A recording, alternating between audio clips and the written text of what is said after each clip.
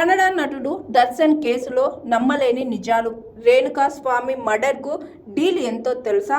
Murder కేసులో arrest అయి జైల్లో చిప్పకూడు తింటున్న వాళ్ళల్లో ఇంతైనా పశ్చాత్తాపం కనిపించడం లేదంటున్నారు జనం. పోలీస్ ఇంటరాగేషన్లో ఫుల్ మేకప్తో పవిత్ర కనిపించడం కలకలం రేపింది. ఇక దర్శన్కు సంబంధించి కూడా నమ్మలేని నిజాలు వెలుగులోకి వచ్చాయి. కన్నడ చిత్ర పరిశ్రమలో మాయని మచ్చుగా మిగిలిపోయిన రేణుకా స్వామి మర్డర్ కేసులో తవ్వే కొద్దీ సంచలన నిజాలు బయటకు వస్తున్నాయి. నటుడు దర్శన్, అతని ప్రియురాలు పవిత్ర గౌడ కలిసి చేసిన ఈ దారుణ హత్యలో రోజుకో నిజం వెలుగులోకి వస్తుంది. లేటెస్ట్గా రేణుకా స్వామి మర్డర్ వెనుక లక్షల రూపాయల డీల్ బయటపడింది. దర్శన్ గ్యాంగ్ నుంచి 70 లక్షల క్యాష్ స్వాధీనం చేసుకున్నారు పోలీసులు. దాంతో ఈ కేసులో ఐటీ డిపార్ట్మెంట్ కూడా నజర్ పెట్టింది. అసలు ఎంత డబ్బు చేతులు మారింది, ఎక్కడి నుంచి ఆ డబ్బు వచ్చింది, ఎవరు ఇచ్చారు, ఇలా అనేక కోణాల్లో ఆరా తీస్తున్నారు. పోలీసులు రాసిన లేఖతో డబ్బులు మూలాలు కనిపెట్టేందుకు రెడీ అవుతున్నారు ఇన్కమ్ ట్యాక్స్ అధికారులు. ఇక దర్శన్ ప్రియురాలు పవిత్ర గౌడ తీరు మరోసారి వివాదాస్పదమైంది. మర్డర్ కేసులో అరెస్ట్ అయి జైల్లో చిప్పకూడు తింటున్న సోకుల విషయంలో అసలు తగ్గడం లేదు. జైల్లోనూ పోలీస్ కస్టడీలోనూ మేకప్ కిట్, కాస్మెటిక్స్ వాడినట్లు గుర్తించారు పోలీసులు.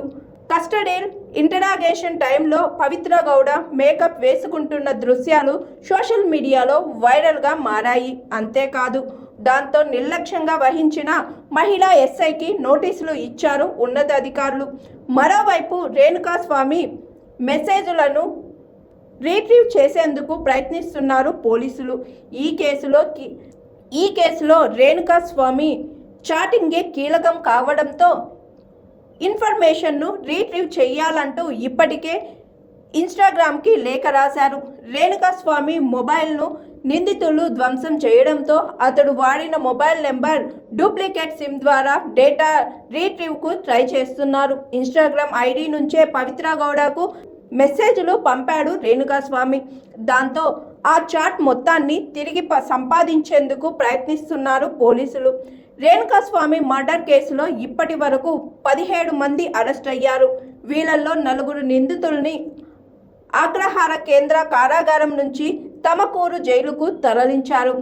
A8 Ravikumar, A15 Karthik, A16 Keshavamurthy, A17 Nikhil నాయకుల ప్రాణాలకు ముప్పుందందున పిటిషన్ మేరకు ఈ 4 తమకూరుకు షిఫ్ట్ చేశారు. ఇక ఈ కేసులో 8 మందిని ఇప్పటి వరకు ప్రత్యక్ష సాక్షులను విచారించి స్టేట్మెంట్లు రికార్డ్ చేశారు. త్వరలోనే ఛార్జ్ షీట్ కూడా వేయడానికి రెడీ అవుతున్నారు పోలీసులు. మరి ఛార్జ్ షీట్లో ఎలాంటి సంచలనాలు బయటకు వస్తాయో చూడాలి.